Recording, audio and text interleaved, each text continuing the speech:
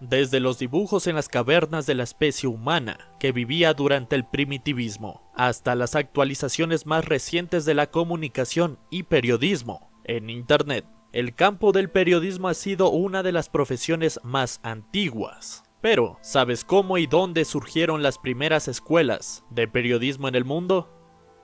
Uno de los primeros antecedentes del periodismo como tal fue el Acta Diurna del año 59 a.C., en la antigua Roma bajo el mandato de Julio César. Se trataban de tablones de anuncios públicos, hechos en piedra o metal, que se colocaban en el foro romano y reportaban noticias de interés, como anuncios de leyes, eventos militares, resultados de juicios, entre otros.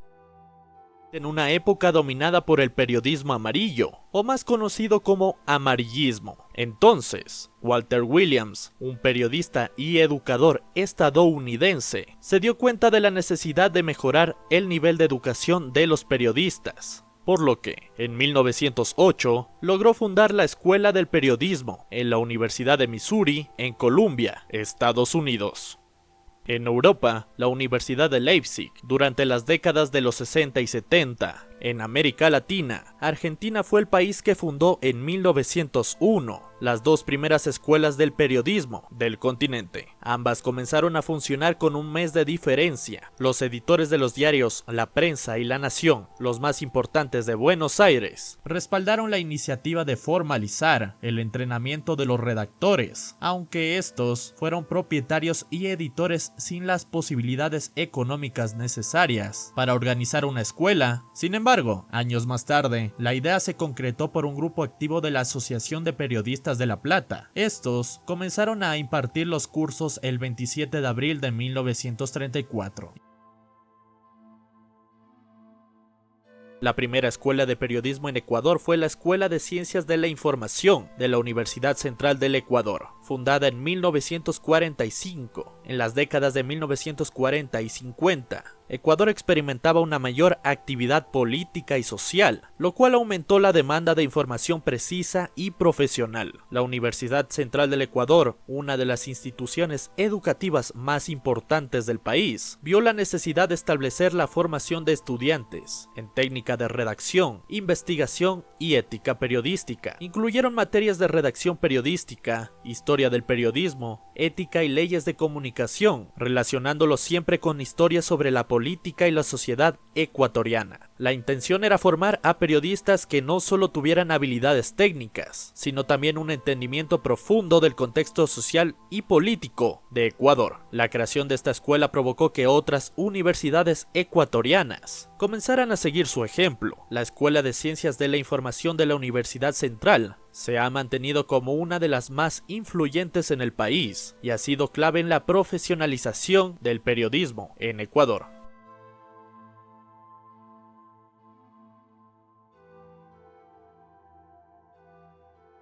Manuel Castells Oliván nació el 9 de febrero de 1942 en España. Estudió Derecho y Economía en la Universidad de Barcelona. Obtuvo un doctorado en Sociología en la Universidad de París y ahora es reconocido como uno de los sociólogos más influyentes en el estudio de la sociedad de la información, las redes y la globalización. El aporte de Castells incluye investigaciones de tecnología, los medios de comunicación y la sociedad como la sociedad red. Se refiere a que el mundo está interconectado por redes sociales, donde se dan las relaciones sociales, económicas, de poder y de política. El poder de la comunicación. Los medios de comunicación son un campo clave para la lucha de poder en la era digital. Armand Matterlaert nació en Bélgica el 8 de enero de 1936. En sus estudios, se preocupa por las formas en que la comunicación es utilizada como un mecanismo de dominación política y económica. Es uno de los más destacados investigadores y teóricos en el campo de la comunicación y la cultura, especialmente en América Latina. Un aporte importante de Matterlaert es que es coautor junto a Ariel Dorman del clásico Para leer al Pato Donald.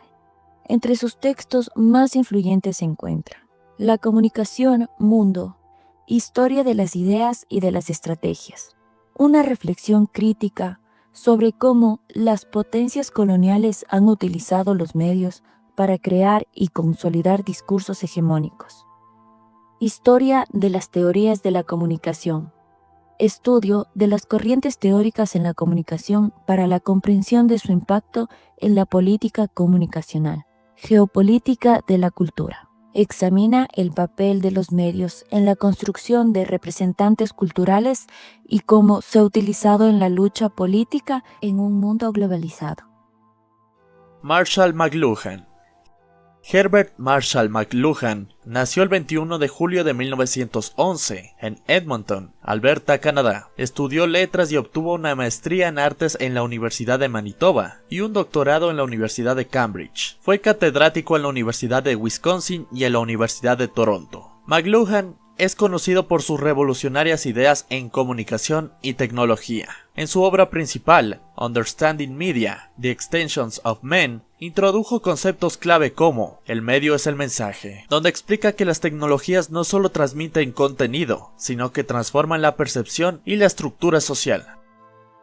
En el concepto de aldea global, predijo el impacto de los medios electrónicos en la interconexión cultural y social, anticipando fenómenos como Internet.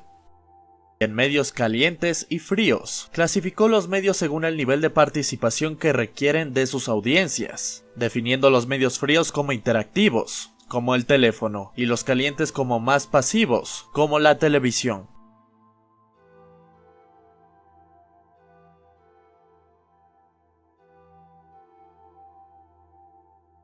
La aparición del concepto de periodismo está ligada a varias entidades e instituciones sociales, las cuales, a través de muchos estudios, han logrado un desarrollo influyente para la comunicación a nivel global.